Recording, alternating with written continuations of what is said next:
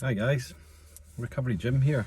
It's absolutely stunning here today. I've parked right with the sun glaring in, so I hope it's not too too bright. Right, so Jules asked me to talk a little bit about a few things. So the first one was her sponsor used to say to her, what are you going to do differently, you know, if triggers come up or you know, bad things happen in your life, you know, just anything, the run-of-the-mill thing that kind of sets you off and you think, fuck, I can't handle this, I'm going to go and have a drink. And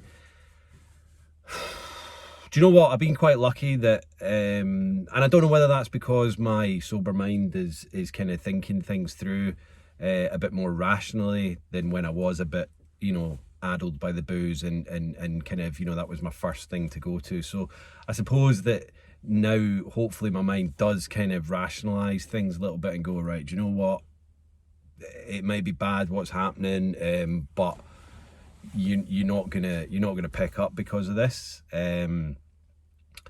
But alternatively, you know, what I do is I kind of reach out to people, which I never did before. You know, I talk to someone, talk to my sponsor, I talk to, you know, just friends in recovery.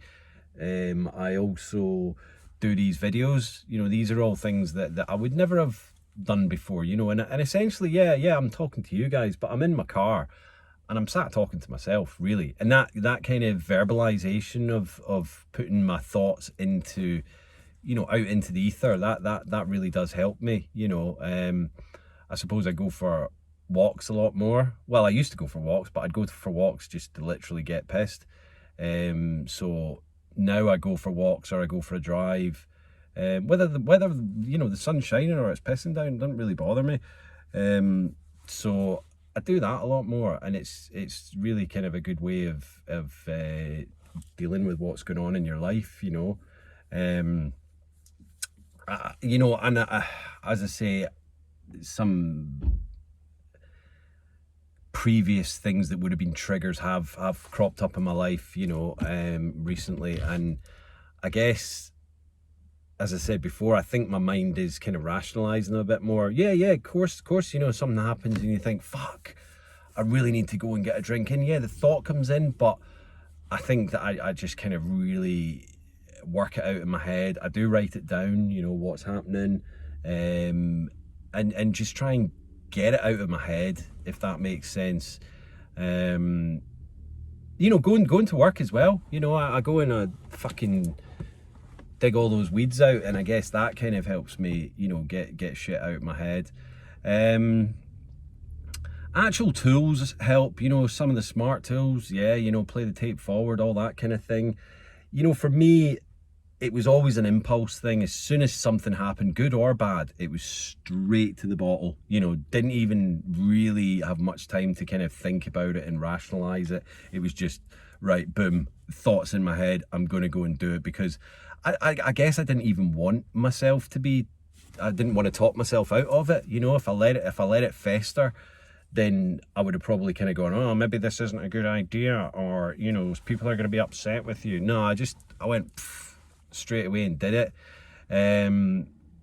So I guess now I kind of do take my time over things and think it through, and really just kind of, I suppose the word might be chill or zen, or, you know, meditation helps a lot, just to kind of bring it down a little bit, bring it down and not be so erratic and chaotic. You know, I still like random things and living my life on a bit of a, you know, whim, but I definitely think I'm a bit more zen and a bit more kind of chilled, relaxed about things. You know, I'm not gonna, I don't find myself getting, anger's not the right word, because I've never really been an angry person unless I've been pissed, and even then it was more frustration. I would say I used to be a frustrated person, and now I'm like, you know, I don't even get road rage, man. I'm pretty fucking chilled, which is good, you know.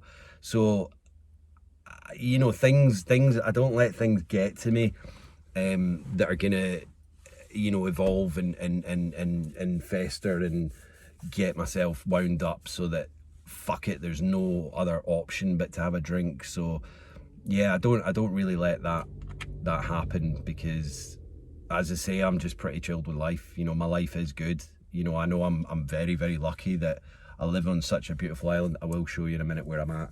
I mean, it's stunning today, but I've got a good job. You know, my family are supportive of me. I've got some really, really good friends. I've got an amazing recovery tribe, and yeah, you know, I'm just kind of chilling. I like my life. I'm happy with it, and I won't let little things, stupid little things that used to get to me. Do you know what I mean? I just don't let that happen, because, well, it doesn't. It's not that I let it happen or not. It's these things just don't seem to faze me anymore. Now, I'm not saying that that's not going to happen in the future. Of course, there's big fucking issues that happen in life, and I'm sure they'll probably really, really test me and push me to the limit. But you know what? I'm sober. I'm clean. And I couldn't even imagine going back to that life. I really couldn't. It's like, and it's not just the thought. I thought this the other day, like, oh, I've done 6 months. I've got, you know, so many kind of different followers and people, and people that, you know, respect where I'm at and all that. That doesn't, you know, I do feel the responsibility of not relapsing because of that, but that's not it. Do you know what I mean? It's more down to who I am as a person. I just don't drink anymore. That's me. You know, and it's just, it's who I am. It's in my makeup now. Not gonna say that that's never gonna change, because who fucking knows. But for me today, I'm not drinking. Now, still in lockdown on day 5. I'm 200 days sober today. Fucking hell. I mean, 200 days. I've never had 200 days in my entire puff. Do you know what I mean? Not since I was 14. You know, it would have been a weekend thing. It would have been this. It would have been that. But yeah. So no, I'm good. Do you know what I mean? 200 days. It's a milestone for me. It's not one of the chip days or anything like that. I've still got a couple of months to wait for that. But it's 200 days, you know, it's a bicentennial or whatever. Alex has asked me to talk a little bit about cross addiction. Not sure if that's the word, but saying it doesn't just stop with, you know, alcohol and drugs. And yeah, you know, addiction is far and wide. It really is. It's for me, I've always thought maybe I've had a bit of a gambling problem. Now, when I say gambling, I'm not a casino person, because when I used to go to the casino, it was the ones in the UK, you can't drink on the tables, so I would be in the bar more than I'd be on the roulette wheel. You know, that was just me, because I was like, well, what am I going to do here? I have friends that used to go onto the fruit machines in the pub, and they'd stand there all night doing this and doing that, and not even, I'm more of a social person, so I'd rather sit at a table than on those. Scratch cards are a different thing. Yeah, I've maybe got a little addiction to that, but at the end of the day, you know, I'm not bankrupting myself over it. I win, I lose, you know, I can take it or leave it. I think there is one in my pocket just now, so, you know, but I won a £5 the other day, and that was just a kind of replacement one. Maybe I should have taken a £5, but that would have only meant I'd made £2 profit. I don't fucking know. So yeah, so I don't think I've got a gambling addiction, but I think people talk about this addictive personality thing, and yeah, for me, the dark sides of that can be obsession more than addiction. Now, I can be very obsessive about many things, you know. I can be obsessive about my Instagram and doing these videos. Now, to me, that feels to me like that's a healthy obsession, because I'm not, you know, kind of ruining my days and doing this and doing that. But I think in the past with things like Facebook, I was quite obsessive about it, you know, and I would get upset, you know, if I'd put like what I thought was a really political rant post and all that, and nobody commented on it, it would upset me. So yeah, I think people can get really obsessive about things that they don't really need to be obsessive about. If it's getting you angry and frustrated, then what's the fucking point in that, you know? Another thing, I think that, you know, just fucking aspects like like sugar and purchasing things, you know, the whole consumer capitalist bollocks that we need to have the newest TV and this, that, and the other. Don't get me wrong, I like Apple products, I do, but you know, I went 3 years without upgrading my iPhone, and then I did. You know, it's not like I need to have, and I don't know. Maybe if I had the money, would I spend it on that? Probably not. I'd rather spend it on, you know, going away traveling and things like that. You know, buying maybe some more fucking raised beds for my you know, garden or whatever. Do you know what I mean? Stuff that's useful. But that's the change in me now. I'm not saying I was ever a big, you know, consumer in capitalism, but you know, who knows what I was doing when I was drinking. But I think that society today does really have a massive problem with, you know, shopping. But overeating is a massive one as well. You know, I'll sit at home and have, you know, 4 or 5 bags of crisps in a row, and I'm not saying taking that away from overeating disorder, because I know that that's something completely different, but I think there's different levels. You know, obviously there's some people that have, you know, maybe a weekend binging problem with alcohol, and then there's people like me. I'm not trying to take that away from that. I'm just saying that I think that society has so much abundance of everything just thrown in your face that it's hard not to be addicted to a lot of things. You know, sugar's everywhere. I think even just you know, the whole pandemic at the moment is causing people to really shop online a lot, and we do have this issue where if we're feeling down, we'll go and buy shitloads of stuff that we don't really need, but it makes us feel happy for, I don't know, a couple of minutes. Don't get me wrong, I love getting a package in the post from Amazon or wherever, and yeah, you're like, oh wow, but a lot of the time it's really not necessary. It doesn't really change your life that much. So yeah, I think there's another side of another addiction as well, and I've, you know, I've deleted the app and all that, but it's this whole Tinder thing and all that.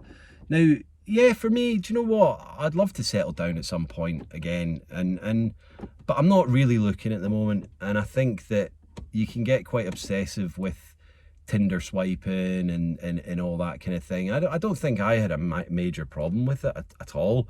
I just take it or leave it, chat to a few people, and then kind of doesn't come to anything, maybe go on a few dates. But I know that there are a lot of other people out there that they're maybe trying to fill the void, and so they're constantly kind of trying to find someone to maybe they feel that, you know, if they had a broken relationship or whatever, that they need that to fix themselves, and that's not essentially true at all. You know, we need to fix ourselves first, and I say fixed. We need to work on ourselves a lot more first, and then that'll, you know what, it'll happen when it's ready. There's no point in trying to force things like that. And yeah, addiction can be powerful. It can be healthy, and it can be unhealthy. You know, I think there was a time when I was massively addicted to running. I'd like to get back into it on a small scale, but there was a time where I was just constantly going out. Yeah, I was training for things, but it was something that I needed to do all the time. And yeah, because it releases endorphins in your head, you know, it's great. But it can be dangerous, you know, because you can take up too much of your time doing that and not focusing on what's real around you and this, that, and the other. So yeah, so there's many things out there that can be a right issue. I suppose sex addiction. You know, sex is good, obviously, but I don't think I've ever met anyone that you know actually had an addiction to it. So again, I'm not really kind of able to comment too much on that, but I know it's out there, and it can be dangerous. You know, it can be massively dangerous if your partner's not on the same boat. Then, you know, what do? Do you go elsewhere, and then that whole you know, creates an issue where you're cheating on someone and all that. Yeah, as I say, addiction when it's an addictive level and extreme, then it's more or less a problem for a lot of things. It needs to be balanced. You know, as I say, for me, alcohol first, drugs, you know, a second, not too far away. Cigarettes, yeah, you know, I've had a few of recent late times, but I'm really, you know, it's not something that I do. You know, I vape, so that's kind of where I'm at with that. But you know, addiction's everywhere. It really is. Workaholics, you know, fucking hell, constant doing that. I mean, I'm working a lot at the moment, but I enjoy my job, and I wouldn't say it was an addiction because, well, I need it to pay the bills and stuff, you know, get myself out of the hole, because, you know, it's going to take a long time to not pay off debts, but just get myself back on track and get myself a little place to live, which hopefully I'm going to be moving into a little cottage up around here, but I'm keeping that under wraps at the moment. Because it's beautiful and I don't want to jinx it, and we're in lockdown at the moment, so fuck knows what's happening. I'm going to give you a little view of what we've got today.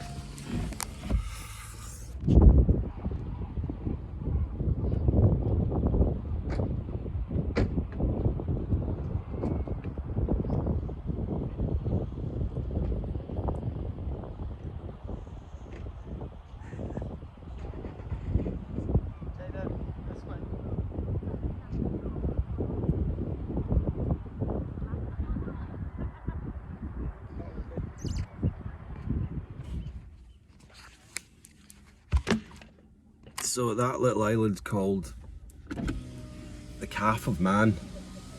So you got Isle of Man, and then that's the Calf of Man. And then, oh, there's a little island in between, and